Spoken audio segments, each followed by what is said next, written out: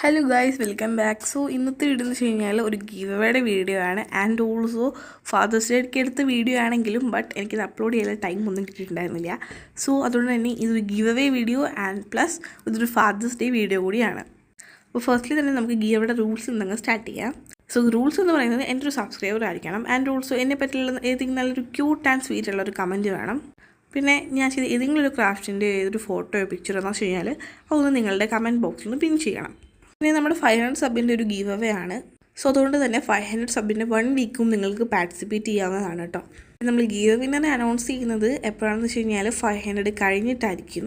ഞാൻ പറഞ്ഞിട്ടുണ്ടായിരുന്നു അതിന് മുമ്പും 500 കഴിഞ്ഞിട്ടുള്ള 1 വീക്കില്ലേ, ആ ഒരു ടൈമൊക്കെ 1 വീക്കിന് ഒരു ഫ്രൈഡേ അല്ലെങ്കിൽ സാറ്റർഡേ ആയിരിക്കും നമ്മൾ ഗീവ് വിന്നറിനെ അനൗൺസ്മെൻറ്റ് ചെയ്യുക. നമ്മൾ ഗീവ് ആയിട്ട് കൊടുക്കുന്നത് ടുലിപ്പ് ലാമ്പാണ്. പിന്നെ ഗീവിനെ സെലക്ട് ചെയ്ത് കഴിയുമ്പോഴത്തേക്ക് നമ്മൾ അനൗൺസ് ചെയ്യുമല്ലോ, അതിനുശേഷം ഗീവ് വിന്നറെ എന്നെ കോൺടാക്ട് ചെയ്തിട്ടില്ല എന്നുണ്ടെങ്കിൽ നമ്മൾ അടുത്ത ഗീവ് വിന്നറെ സെലക്ട് ചെയ്യുന്നതായിരിക്കും. സോ അപ്പോൾ ഇതൊക്കെയാണ് നമ്മുടെ ഗീവയുടെ റൂൾസ് ആൻഡ് റെഗുലേഷൻസ് എന്ന് പറയുന്നത്. എന്തായാലും എല്ലാവരും പാർട്ടിസിപ്പേറ്റ് ചെയ്യുക. ഇപ്പോൾ ഇത് കിട്ടില്ല എന്നുണ്ടെങ്കിൽ 1K ആകുമ്പോഴത്തേക്ക് നമ്മൾ വേറൊരു ഗീവ് ചെയ്യുന്നത് 2 ആൾക്കാരുടെ ഗീവ് അവേ ആയിരിക്കും. സോ അപ്പോൾ എന്തായാലും ഗീവിൽ ആരും പാർട്ടിസിപ്പേറ്റ് ചെയ്യാണ്ടിരിക്കേണ്ട കേട്ടോ. നമ്മുടെ ക്രാഫ്റ്റൊക്കെ ഇവിടെ ഏകദേശമൊക്കെ തീരാറുണ്ട്. അപ്പോൾ ഞാൻ ഉണ്ടാക്കി വന്നിട്ടുള്ള ഒരു പേപ്പർ ടൈ ആണ് കേട്ടോ. വളരെ സിമ്പിളായിട്ടുള്ളൊരു ഗിഫ്റ്റ് ഓപ്ഷൻ തന്നെയാണ് ഈ ഒരു പേപ്പർ ടൈ എന്ന് പറയുന്നത്. അപ്പോൾ എല്ലാവർക്കും കൊച്ചു കുട്ടികൾക്കാണെങ്കിലും ആർക്കാണെങ്കിലും ഉണ്ടാക്കാൻ പറ്റുന്ന നല്ല അടിപൊളിയായിട്ടുള്ളൊരു ക്രാഫ്റ്റാണ്.